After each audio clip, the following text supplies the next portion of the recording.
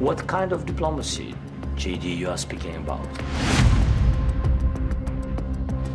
You're in no position to dictate what we're going to feel.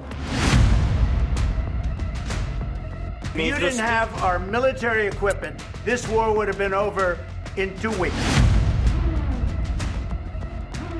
In 2 weeks, of course, yes. It's going to be a very hard thing to do business like this. Who could have thought that this presidential meeting would descend into anything like what we've seen? That differences between President Zelensky and Trump would boil over into a near brawl of sorts at the Oval Office at the White House.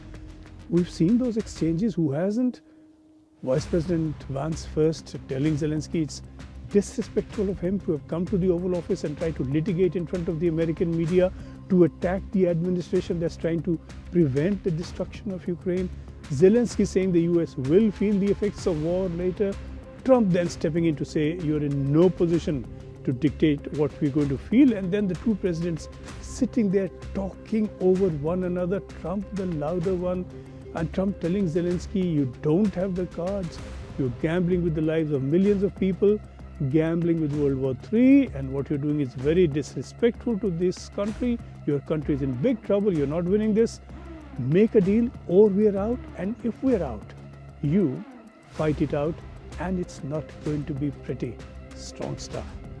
The signing of the expected mineral extraction deal was cancelled. The press conference where it was to be signed was cancelled. The talks were cancelled. Lunch was cancelled. Zelensky was asked to leave with the parting words that he can come back when he's ready for peace.